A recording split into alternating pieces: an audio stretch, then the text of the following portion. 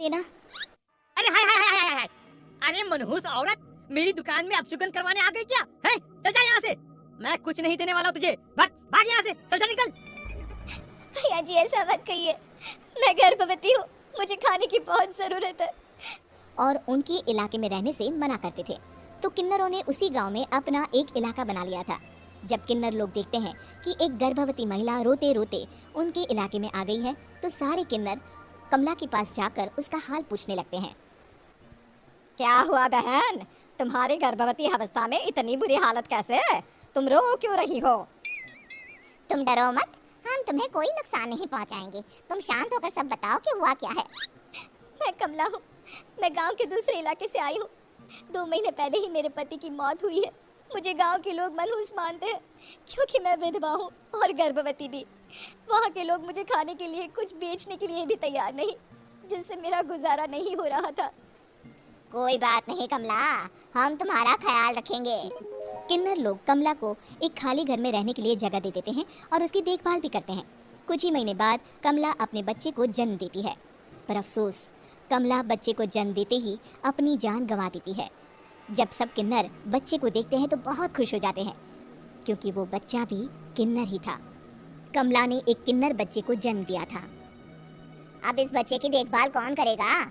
हम तो इस बच्चे को गांव के दूसरे इलाके में भी नहीं भेज सकते। और तो क्या हुआ, इस बच्चे की माँ नहीं रही तो हम इसे पालेंगे। अब ये हमारे इलाके में रहेगा, हमारे साथ रहेगा। फिर वो किन्नर उस किन्नर बच्चे को गोद ले लेते हैं, उसका नामकरण कराते हैं। उस किन्नर बच्चे का नाम शक्ति रखा जाता है। देखते ही देखते शक्ति बड़ी होने लगती है। उसके रंग रूप बहुत सुंदर थे। वो बहुत सुंदर किन्नर से अलग रहता है। क्यों? वो हमें क्यों पसंद नहीं करते? मुझे एक बार उस इलाके में जाना है, मैं एक बार वहाँ जाकर घूम कर आऊँ। शक्ति, खबरदार, जो तू उस इलाके में कभी भी गई तो अपनी जान नहीं गंवाना चाहती तो उस इलाके में कभी कदम भी नहीं रखेगी, समझी? इतना कहकर वो किन्नर वहाँ से चली जाती है। शक्ति उस किन्नर की बात सुनकर बहुत रोती है। माँ जी ऐसा कैसे कह सकती है?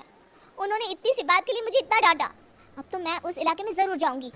फिर एक दिन शक्ति गांव के दूसरे इलाके में चुपके से जाती है। ये लोग तो हमारे जैसे ही इंसान हैं, तो ये हमसे नफरत क्यों करते हैं? जब शक्ति उस इलाके में पहुंचती है तो गांव के सारे आदमी उसके रूप से मोहित हो जाते हैं। वो लोग ये अंदाज़ा नहीं लगा पाते कि वो किन्नर है। शक्ति की सुंदरता देखकर सारे गांव वाले उसकी तारीफ करने लगते हैं। तभी गांव का चक्कर लगाने गांव के जमींदार का बेटा हर्ष वहां पहुंचता है। हर्ष भी दिखने में बहुत सुंदर होता है। जब हर्ष ने शक्ति को देखा तो वो भी उससे मोहित हो गया, और जब शक्ति की नज़र हर्ष पर पड़ी तो वो हर्ष को देखकर मोहित हो गई। आपको पहले कभी कि मैं दूसरे इलाके से आई हूँ तो वो समझ जाएंगे कि मैं किन्नर हूँ, इसलिए मुझे इनसे झूठ ही बोलना पड़ेगा। शक्ति हर्ष को कहती है, जी हाँ, मैं इस गांव में नई आई हूँ, यहाँ अकेली रहती हूँ। वैसे आप कौन है?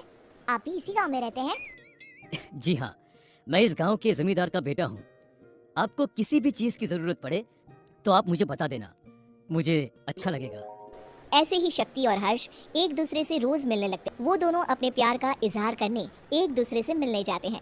तभी शक्ति का पीछा करते करते एक किन्नर वहां आ जाती है। शक्ति, मैं तुमसे बहुत प्यार करता हूँ। मैं तुमसे शादी करना चाहता हूँ। क्या तुम मुझसे शादी करोगी? हाँ हर्ष, मैं तुमसे शादी करूंगी, पर मैं तुमको अपने बारे में एक सच्चाई बताना चाहती हूँ जो मैंने तुमसे छुपा कर रखी है। तभी उनके बीच में ही वो किन्नर आ जाती है। शक्ति, तेरी हिम्मत कैसे हुई ऐसा करने की? वो किन्नर शक्ति को खींचकर गांव के जमींदार के पास ले जाती है। हर्ष भी वहां शक्ति को बचाने के लिए पहुंच जाता है। जमींदार शक्ति और हर्ष के प्यार के बारे में सुन इस शादी से खुश नहीं होता। शक्ति अपना बदला लेने के लिए मरने के बाद किन्नर चुड़ैल बन जाती है। अब मैं इन गाँव वालों को नहीं छोड़ूंगी, अब इनसे मैं अपने प्यार का बदला लूंगी। किन्नर चुड़ैल गांव वालों को परेशान करना शुरू कर देती है। एक बार वो रात को गांव के खेतों में पहुंच जाती है और वहां आग लगा देती है। सारी फसल जल के राख हो जाती है। जब एक आदमी रात को उठकर देखता है कि खेत में आग लग गई है तो वो वहां पहुंच जाता है। वो देखता है कि खेतों के बीचों बीच एक किन्नर चुड़ैल खड़ी है और वहां खड़े होकर ताली बजा रही है। गांव वाला किन्नर चुड़ैल को देखकर बेहोश हो जाता है। जब सुबह उस आदमी को होश आता है तो वो सीधा जमींदार के पास जाता है।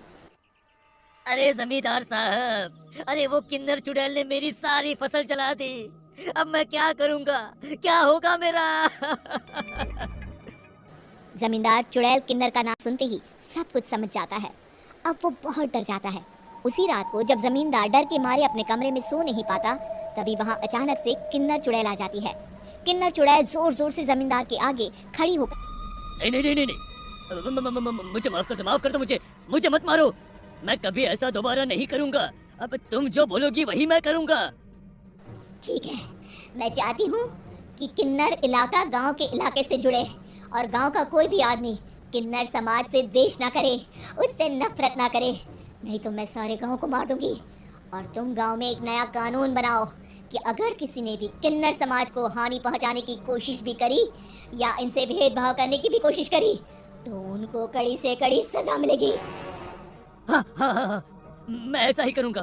तुम जो बोलोगी वो मैं करूंगा, पर मुझे जाने दो प्लीज। तब वो किन्नर चुड़ैल वहां से चली जाती है।